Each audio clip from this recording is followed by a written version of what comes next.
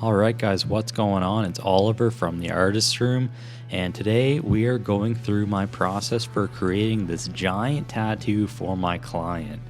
Now, I was told that it needed to be some sort of tentacle holding a ship with some waves and some scenery.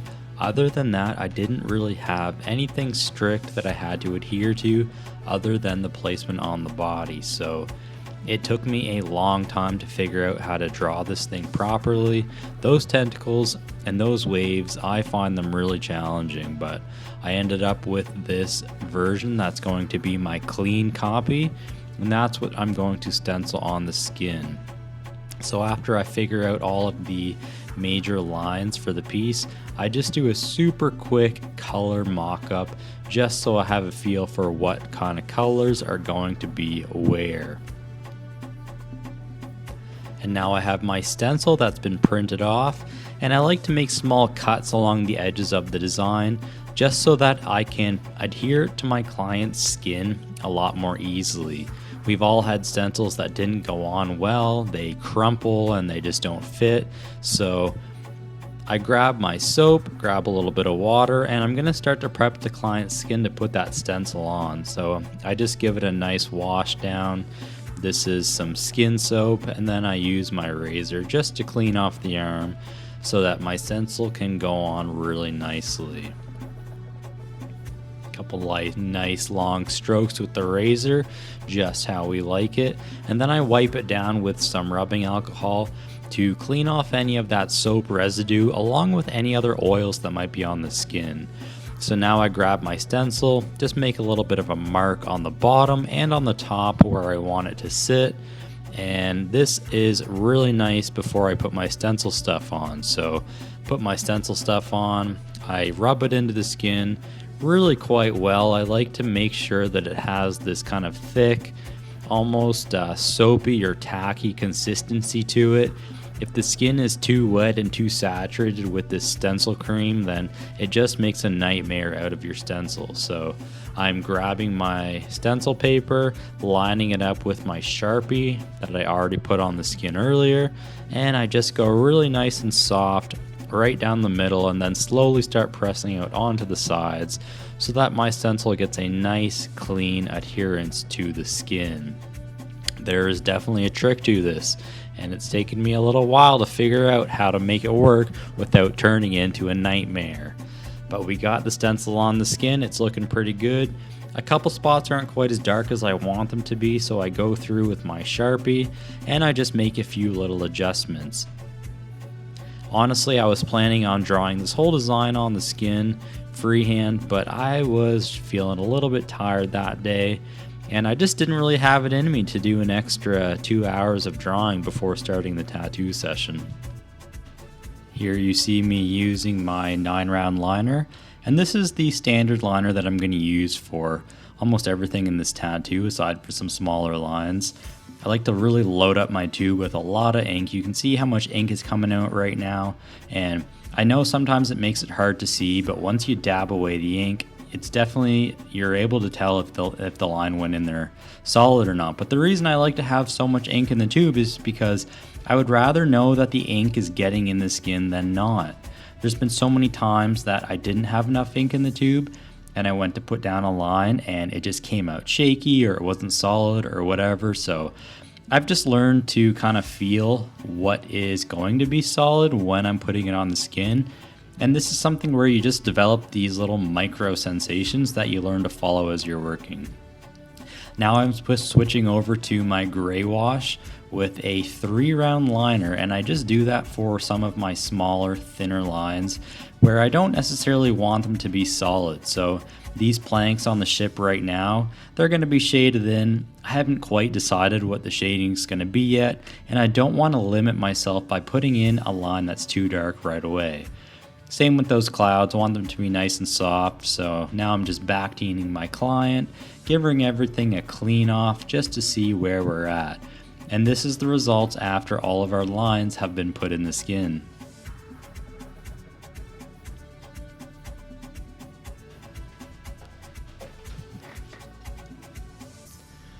So now we're moving on to the shading.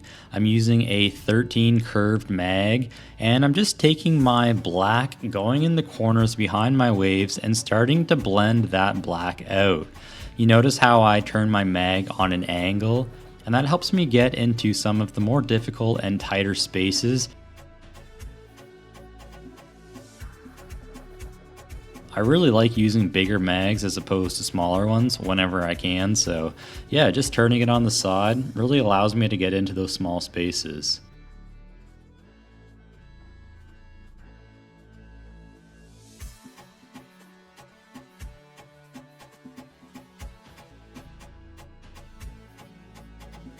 You can see how I start to slow down my circles and go a little bit more deliberately when I need to pack my blacks in darker, and I'll move up my hand speed going a little bit faster when I want it to be a little bit softer and not as solid. So those are the areas where I'm going to blend over top of.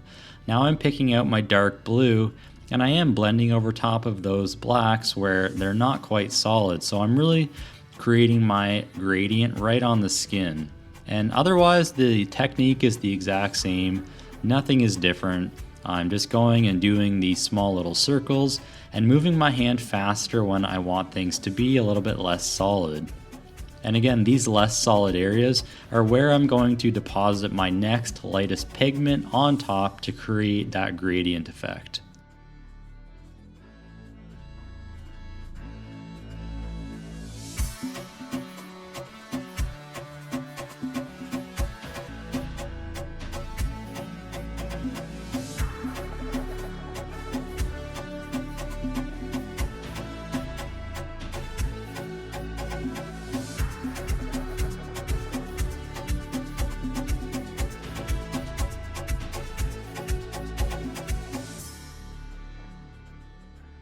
Overall for this tattoo, I decided to keep the waves fairly simple.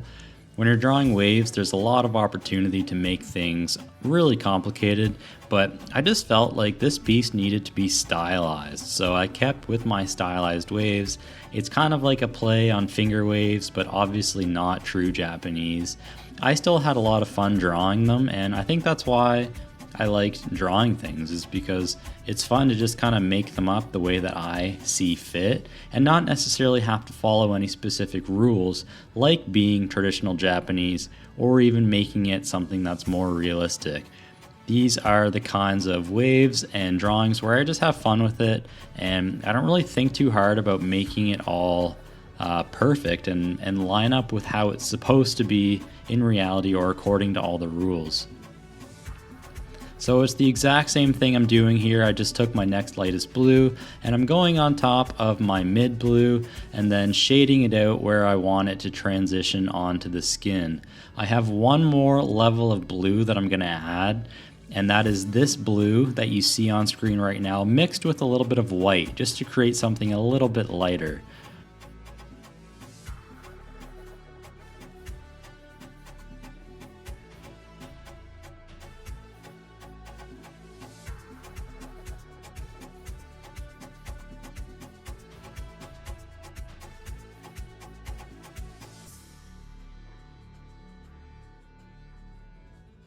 Had to go for the old break time, swap out the gloveroos, and then we hop back in here and we're repeating all of those steps again, going from the black to the dark blue to the mid blue to the light blue and then the lightest blue until we finish the next section of our waves.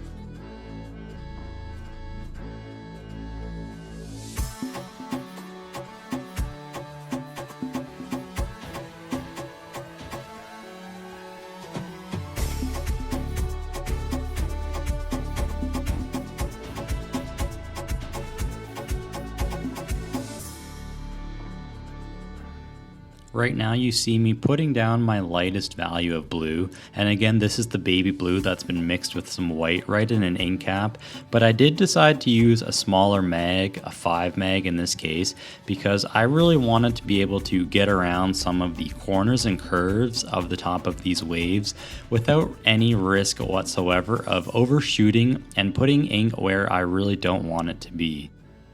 5 mags are a really great alternative to using round shaders. I personally just don't like using round shaders that much. I find that it tears the skin really fast. It can just easily create that skin trauma. And personally, it just doesn't feel that natural for me to use something that's small and round like that. That's the only way I can describe it. So I try and stick to what feels right. Trust my intuition, and for me that's using mags as opposed to liners and round shaders wherever I can.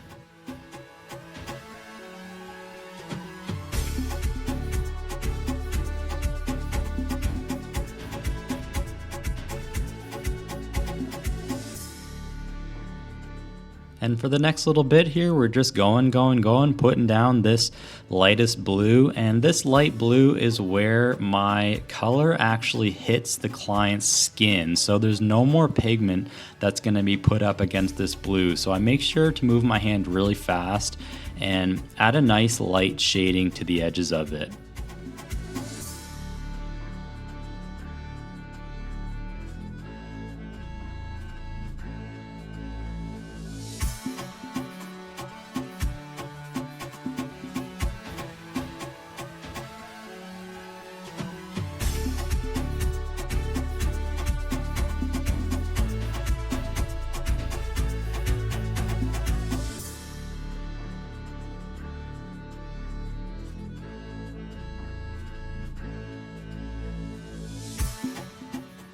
I just had to take a quick moment to check in with my original design on the iPad and see what kind of color scheme we might go with for the tentacle and the rest of the piece once we get to it. So I really just cycled through a couple of options that I had. I showed my client, we discussed it together briefly. It took a whole of maybe 30 seconds to make the decision, and then we get back at it, moving to the tentacle aspect of this tattoo. So I'm just starting with a 5 round mag, and I'm going to build up the shape of these suckers on the tentacle. I know that they are raised out of the main shape, so I'm just using my 5 mag on an angle and starting to define that shape a little bit further.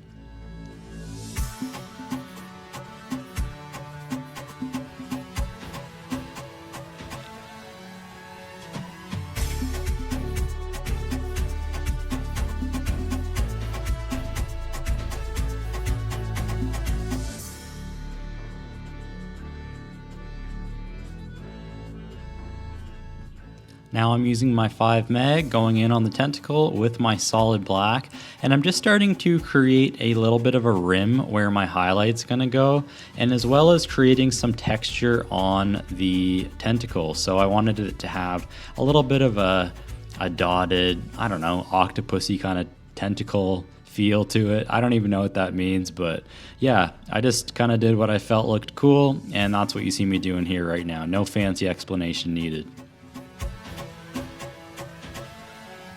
I do like the word octopusy though.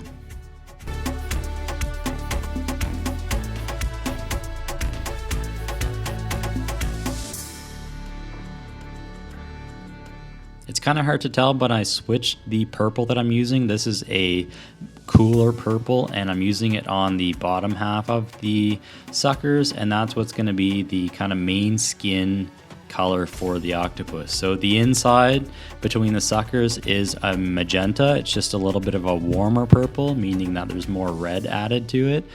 And then on this side, the other side, it's going to be a cooler purple. So it's pushing more towards the blue side of the color wheel.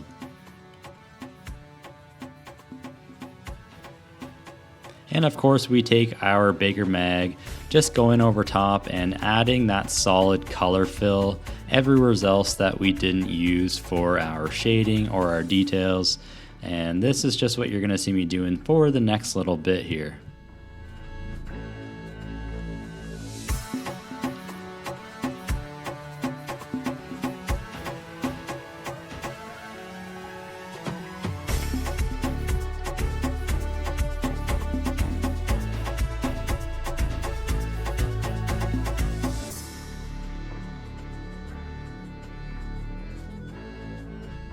Now I'm going in with my 5 meg and decided to do a bit of a red rim light around the tentacles, so I'm just putting that in now. It's a bit of a color bomb, a little bit of a stylization, definitely not realistic so much, but it does look cool and it fits the vibe for this piece.